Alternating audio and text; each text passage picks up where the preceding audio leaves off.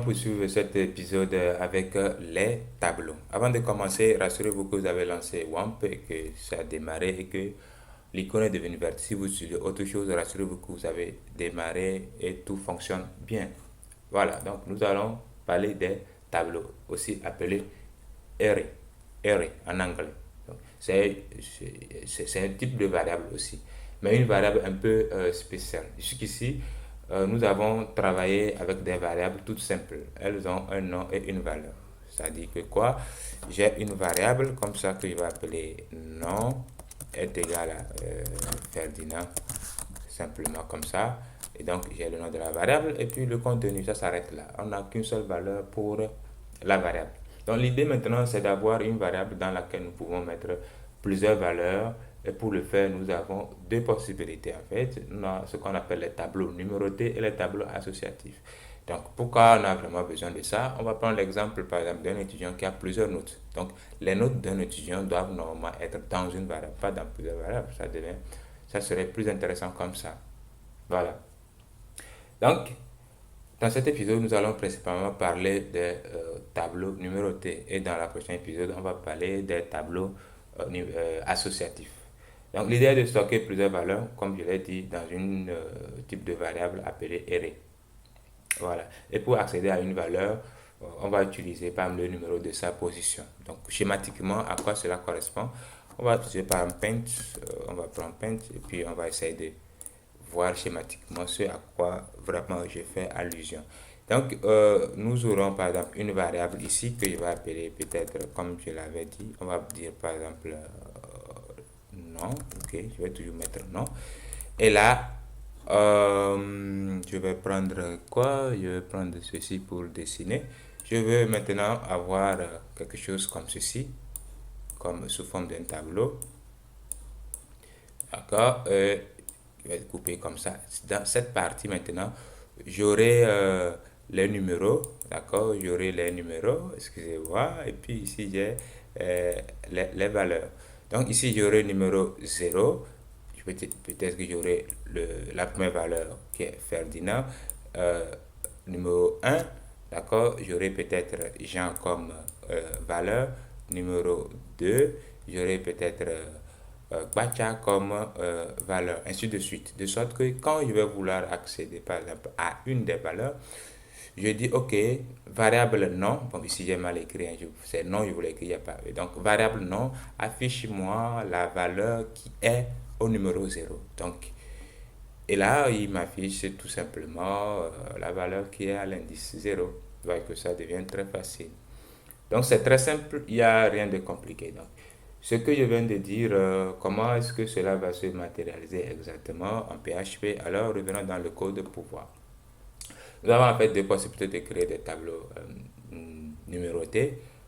Première possibilité, c'est d'abord déclarer la variable qui va comporter la liste, c'est-à-dire l'ensemble des valeurs qui sera matérialisée par le tableau. Et puis, on va mettre array.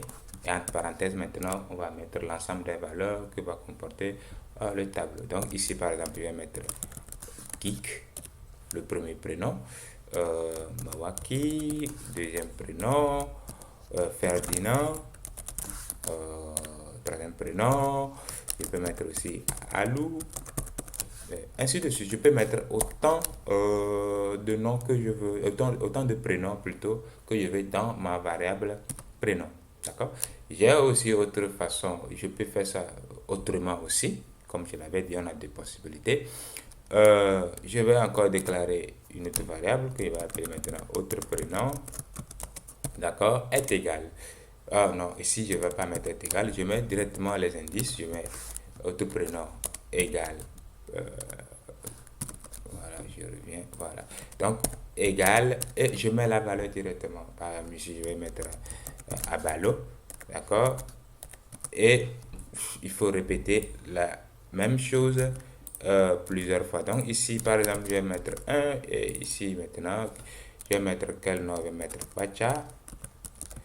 Ainsi de suite. Donc, si je veux mettre plusieurs valeurs, je vais mettre 2 et puis je vais mettre ici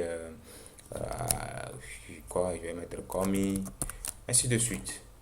voilà les deux façons de créer le tableau. Donc ici, je mets le arrêt et là, je mets la liste sur la même ligne, séparée de virgules, où j'attribue en même temps les indices moi-même en mettant les valeurs devant. Maintenant, comment est-ce qu'on va procéder pour afficher les contenus de ce type de variable? Par exemple, je vais afficher la première valeur de la variable prénom. Je vais juste écrire echo, suivi du nom de la variable prénom. Maintenant, entre accolade, je dis, OK, affiche-moi la valeur qui est à l'indice 0. Donc, je mets 0 entre crochets. Et donc, ça va m'afficher ceci. Donc, ce que vous devez retenir, un tableau en temps normal commence toujours par l'indice 0. D'accord? Pourquoi je dis commence toujours en temps normal? Parce que si vous optez pour cette possibilité, quelqu'un peut venir, le de mettre 0 au début, il va mettre 3, 4, 5, 6, ça dépend. Mais quand vous créez un tableau comme ceci par défaut, la première valeur est à l'indice 0. Donc si je veux afficher par exemple geek, je vais mettre echo dans la prénom entre crochets 0. Et normalement, je devais avoir ce résultat. Donc je viens taper localhost et là, ça m'affiche geek. Et maintenant, si je vais afficher, par exemple, 0, 1, 2, 3, la dernière valeur c'est à l'indice 3, alors je mets 3 et puis j'ai alou exactement qui est à l'indice 3. Donc, le nombre d'éléments, d'accord, du tableau est égal à 4, mais la dernière, ou bien le dernier élément est à l'indice, la taille du tableau moins 1. C'est-à-dire la taille du tableau, ça fait 4, moins 1, ça fait 3. Donc, le dernier élément alou est à l'indice 3.